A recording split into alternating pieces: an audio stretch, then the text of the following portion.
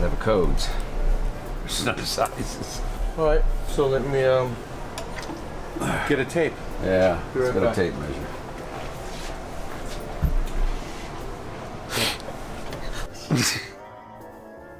Sam's Garage is brought to you by Brothers Truck Parts.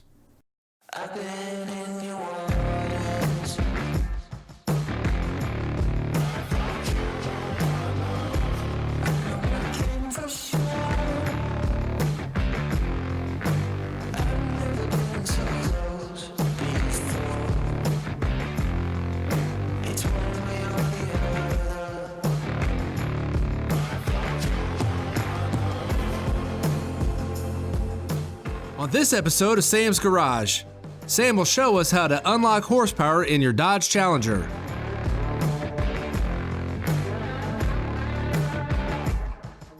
We'll take a close look on how to protect your vehicle's paint with ceramic coating.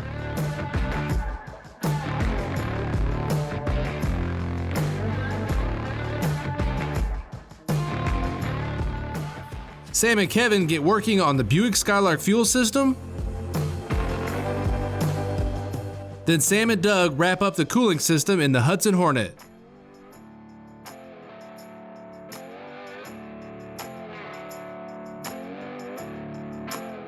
Now sit back and relax as Sam shows you how to unlock horsepower in your Dodge Challenger Hellcat with the Livernois My Calibrator tuner. We have something exciting for you Mopar guys. Now, a good friend of mine, TJ from ARD Motorsports, wanted me to tune his Hellcat. This is a 2017 model. And Livernois Motorsports engineer has come up with a My Calibrator for you Mopar guys. Now that includes you Dodge and Jeep and Chrysler guys as well. Now if you own a Mopar from 2015 and you want to tune your car, then you know that you have to pull the computer out and have it unlocked so that you can be able to tune that computer. Now we've already pulled our computer out and sent it off to Livernois Motorsports, and they've unlocked it and brought it back to us, and we're ready to go ahead and start the My Calibrator process. Now the 2018 and newer cars, Chrysler Mopar has put one more level of security on top of its unlocking program. So there's going to be a cable that comes with this My Calibrator. There's the My Calibrator itself. And inside you'll see a cable that's going to bypass and go in series with the OBD2 port. Okay, now if you have a Charger or a Challenger, it's going to be on the passenger side footwell. Follow the instructions, install your cable, running it over to the driver's side. Now if you want to keep it permanent in the vehicle, make sure you do a good job and zip tie it in place, and you can keep the pigtail somewhere where you can easily access it to get your My Calibrator lit up and working. Or you can just use it one time, plug it in, do what you need to do, and take it back out of the vehicle if you're not going to do any further adjustments with it. So what you do is if 18 or more, you hook this up, and you're going to hook up your calibrator. Now, before I hooked up my calibrator, I did go to Livernois Motorsports Engineering's website, downloaded the My Calibrator software, installing it onto my laptop or computer, okay? So then that way you're able to communicate with the calibrator itself. Once you've gone to your car, now anytime you guys are tuning your car and you're going to be working with a programmer, you always want to make sure that you've told your friends who are hanging around with you not to open any doors. Make sure that you have all your accessories turned off, your climate control, dome lights. You even want to have your door closed because you don't want the chime in the door lights or the dome light to basically rob any power. If you feel your battery may be low on power, then you want to make sure to grab some sort of a battery tender or even a charger, keeping it hooked up to the car so that the whole time you're doing the My Calibrator tune, nothing happens with voltage, there's no spikes, so there's no issues, because that can cause an issue with the program being uploaded or downloaded. Okay, that's very important. So then once you've taken the My Calibrator to your car and you've hooked it up, you're going to go through the menus, you're going to grab your program out of the vehicle, put it into the My Calibrator. This is where you're going to go to your laptop or desktop, and with the software that you already have installed on there, you're going to communicate with the My Calibrator, taking your stock file out of the calibrator, sending it over to Livernois Motorsports, okay? So then what they're going to do is you're going to take your file and they're going to cater it to your car. If there's any special requests you have, you can just simply ask them in the email and, see about that, personalizing your tune to your application, okay? Let's say you have nitrous and you want a timing pulled out. They can do that for you. So what you want to do is once you've given them the program, they're going to take up to 48 hours to send your file back to you, okay? You're going to go onto your laptop or desktop again. You're going to go into your email. You're going to download that file onto your software for the My Calibrator, okay? And all this is in the instructions. This is a perfect instruction step-by-step for you to be able to, one, install your cable and communicate and install your programmer, okay? So then once you've taken the program from the desktop or laptop, putting it into the calibrator, you want to go into the menu, making sure that the program is there. You're going to see two files, not just the stock file, but you see the program file. So that way you know you've done a good job of bringing it onto the calibrator. Now you're ready to upload it in the car. You very simply follow the instructions, upload it to the car, and you're ready to go. Now you can go out on the street and see what kind of horsepower you made. So you Mopar guys, make sure next time you want to tune your car to check out Livernois Motorsports Engineering.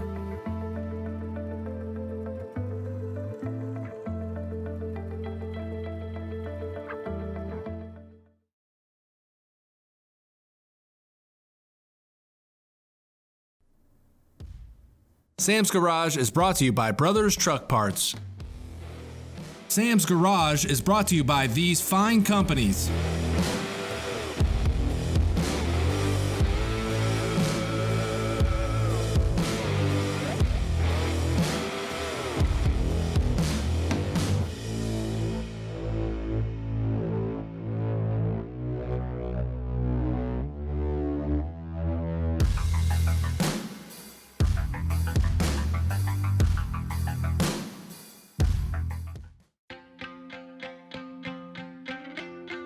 NHOU, protective coatings are the fastest, least expensive way to add safety and value to your vehicle, seeking technological advances to benefit all car owners who are serious about making their vehicles last longer. All right, guys, we got something really exciting for you today. I got my good friend Avery's 1967 Chevelle SS, and we're going to be showing you and give you the lowdown on ceramic coating. I mean, let's face it, even me, from all the hype I've heard about paint correction and the high cost, scared me on doing ceramic coating on my own car because I thought I was going to mess up the car or even mess up the paint or do it wrong. I've been doing car stuff and detailing for years, and I was scared to do my own car. I'm here with Joe from NH Oil Undercoating, and he's made ceramics so easy. You can do it at home, and it's very affordable. There's a lot of hype. There's a lot of hype on the performance as well as the application, and I think a lot of that is to intimidate you perhaps to hiring someone and paying big money to have it done. We trained with a lot of the competition before we actually took this product on. This is developed and patent pending by our chemists, the only product I think made actually in the United States. But it is not complicated. It is actually a fairly simple, easy to do application, and our product is user-friendly. You know what I think, Joe, what makes it so complicated is you hear all this hype about paint correction. And let's face it, guys, for decades, we've been detailing cars, whether you buff it, polish it, wet sand it, clay bar it, doesn't matter. We've been detailing cars for decades. And all of a sudden now with ceramics coming out, we got this new term called paint correction. And I've been in this industry a long time, and it was even new to me. And all paint correction is really is people finding the smallest little problem in their paint and trying to make it look better than new. And they're spending thousands of dollars on doing that. Right, and we'd have to define what a scratch is, because when you clay bar a car, I think I could make the argument that you're scratching it. Bottom line is, you just approach this without the intimidation, just go out, be smart. So you want to use a brand new microfiber washcloth. Use the 2-bucket system. You can look it up on YouTube. One is soap, one is rinse. You want to clean the vehicle off with a microfiber towel only. Then what you do is you decontaminate it. We have a spray here that you decontaminate, which would get any wax residue that's on there. The clay bar is necessary if the vehicle's more than 6 months. This is like exfoliating skin. It'll pull things out of the paint. And the paint, believe it or not, looks like this, the clear coat. That will clean everything out. And then it's very simple. You just apply the product with everything is supplied in the kit here, 5 or 6 drops. You put it on, you wipe it back and forth in a circular motion, back and forth motion, give it 15 minutes, wipe it off, done. You want to apply a second coat, you can. And what's crazy, Joe, is that during this paint protection that they do, they're using polishes and waxes to get that surface pretty. Then they're going back and stripping everything that they just did off to get it prepped for the ceramic to go on. It just doesn't make any sense to me. Right. In fact, I have the benefit of a chemist. So when I ask him about the paint correction, and I've seen companies actually walk around a brand new vehicle with a light to find an imperfection to justify a $3,500 job, taking that down, even the smallest layer. just to justify the price, and then add the ceramic coating. The ceramic coating is nano, so it's not giving you a whole lot of UV protection. UV protection is actually gained in film thickness, okay? So you're taking that protection off when you're doing this extensive paint correction. Yeah, you're replacing it with a micro or a nano coating as opposed to what was on there. So you're decreasing your UV protection. And the cool thing is that little bottle will protect your car up to 36 months, and you could do a full-size vehicle twice and have some left over for maybe even the glass or something. So that's 6 years of protection for a very affordable price. Yeah, you could go 5 or 6 years easily if you maintain it. You want to avoid car washes that touch your car. So it's hydrophobic by nature. That's one of the benefits of ceramic coating. It's a chemical bond as opposed to a wax sitting on top. Go through a car wash with touchless and it'll come out spotless. And you know, the kit comes with everything you need to apply it. And when we come back next week, we're going to show you exactly how you can ceramic coat your vehicle.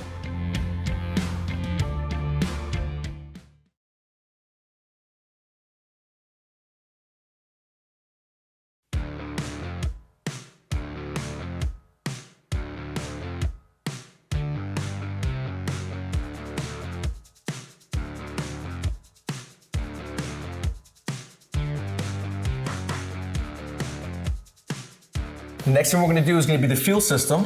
And you want to make sure this isn't a very difficult job. It's going to take a little bit of time, and you're going to have to be diligent, making sure that we route the fuel lines correctly.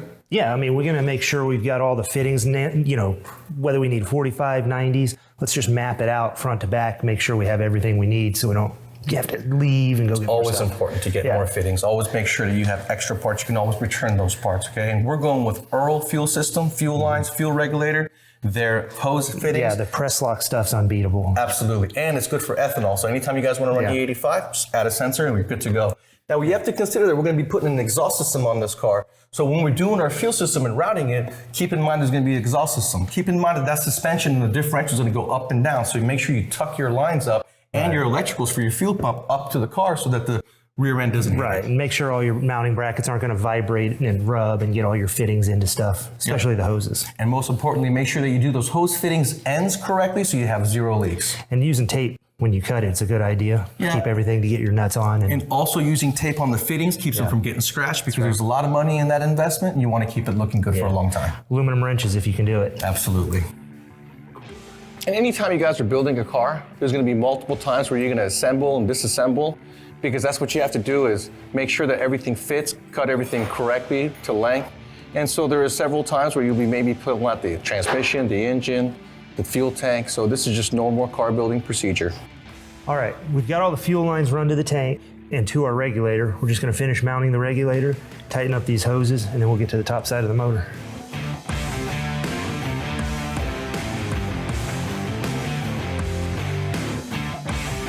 So now that we've got the fuel lines made up and all the fittings attached, we're going to go ahead and install these into the actual car for the final time. And you got the hardest fitting of the whole system right there. I can barely get it on. Yeah, it's going to work out great. This seems like a hard task for somebody that's never done it, but it's really not if you just look into it, take your time, and plan it out. It's just time consuming. That's exactly right. But it makes for a good, long-lasting, very reliable, fully capable fuel system. That's right. And just make sure you size your lines to the actual horsepower of your engine, and your fuel system will be good to go. You're right, this one is being a challenge. Why is it? Do you want me to remove mine? No, it's all right. Here it is. I think I got it now.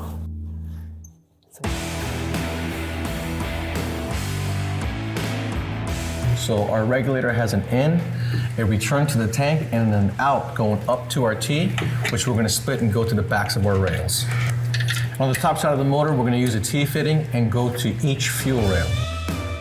Well, Kevin, I think we did a great job. Yeah, we did. The fuel line was a nice, easy thing to do.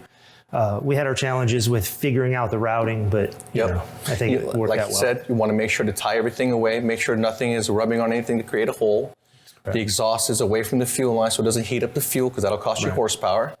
And just making sure that you have, like you said, sufficient fuel, size your lines correctly. Yeah. Especially if you guys are running E85, you want to make sure to put the sensor in place.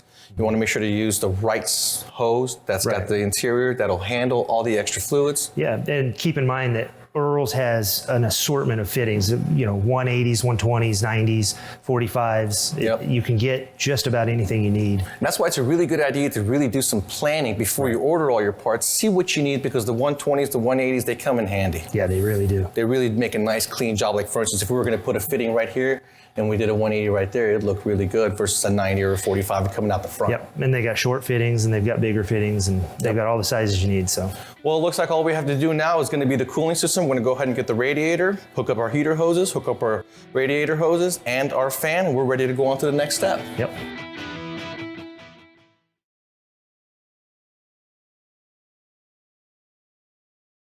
Welcome back to Sam's Garage, presented by Brothers Truck Parts.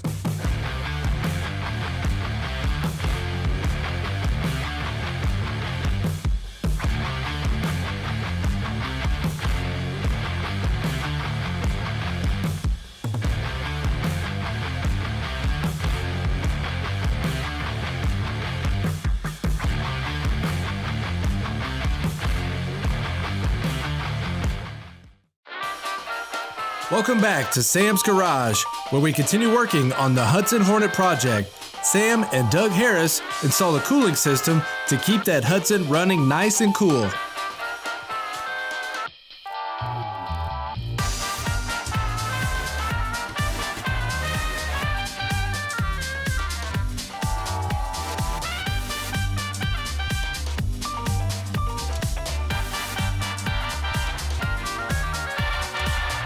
All right, let's go ahead and grab it and install it. You have to line it up there, Sam.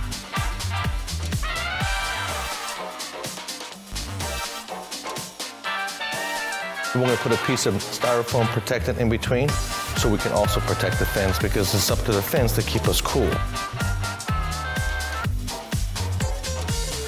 That'll do it.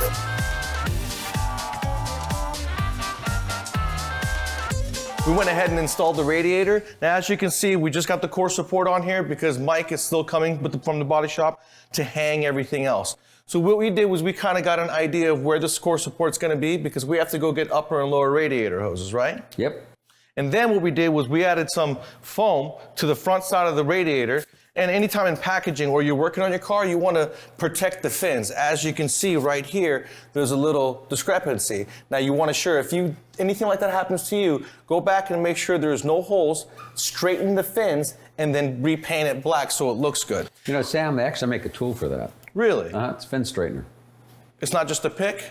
You could use a pick, but they actually make a little tool. You slide it forward and back. And That's straighten pretty them right cool. out. There you go. And then what we did was we put a duct tape roll in between the styrofoam and the fan, because the core supports want to move forward. We want it stationary, so we're going to go ahead and size up our radiator hoses, go to the local store and get hoses. Now the heater hoses, they just, go one to the other, straight hose, a little bend, no problem. What we're also going to do is old school cars didn't have any way of controlling the heat, coolant going through the heater core, so we're going to put in a heater control valve. We open it in the winter, close it in the summer, all right? Now, when you guys are doing a swap, anything like this, now, the Hudson, there is no more hoses for this car. You have to go and find some. You can get the accordion universal kind, but I'd like to put some fitted ones on here. I agree. Take a hanger. The top one, simple, look down. It's a 90-degree straight deal. You want to measure it and take care of that one. The bottom one's got a small little bend to it. It's going to be formed. We're going to take this hanger, make our form, measure our necks, go to the store, get our hoses, and finish our cooling system. Sounds like a plan. Let's get after started. it. So what we did was we went ahead and measured the outer diameter of our radiator neck and our flange on the motor, and we measured how much hose we need to go to our 90-degree bend for the upper. This one's awful close, Sam. Okay, we can cut it and make it work. Then what on the bottom side, we got the outer diameter of the flange and the radiator as well, 1.5 inches, and I got a small S, and it's gonna go, that's the water pump, and this is the radiator, and it's gonna go similar to like this. And what's important is you want to make sure to measure the hose going up to the barb or the bead on the component and or radiator, so that your hose isn't too short, okay? And sometimes it's better to get something longer. And there we go. We got our cooling system all buttoned up, ready to go. We got our US radiator in, and we got our upper and lower hoses in. You know, the hoses came out absolutely fantastic. That hanger trick to get everything lined out, it was brilliant. It works great. We've got all the hoses here for the heater. We've got our heater control valve. I mean, this is spectacular. My father, if he was here, would be really happy to see, but unfortunately he's home taking care of my mom. Yeah, he was here on season 4, helping us take this thing apart and making us laugh the whole time we were working on it. Oh, it was great. We had a good time. He is for sure missed. And this is just low pressure hoses that we had here on the shelf. Just make sure that when you guys are making a bend, try your best not to kink the hose. And don't forget that when the hose gets warmer, it's going to get softer. So there's a more chance of it, bending. Nice tight radius, everything there is good, nothing's going to kink. I think we're good to go to the next step. It's amazing, everything is coming together. My father would be absolutely so proud. Well, he's missed. I wish he was here with us. I'll be too.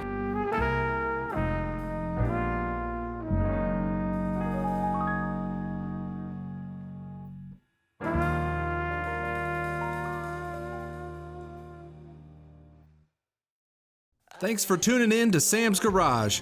This episode, Sam showed you how to unlock more horsepower in your Dodge Challenger Hellcat with the Livernois My Calibrator. We showed some excellent do-it-yourself ceramic coating products from NHOU. Sam and Kevin installed the fuel system in the Buick Skylark. Then Sam and Doug completed the cooling system in the Hudson Hornet. See you next week on Sam's Garage.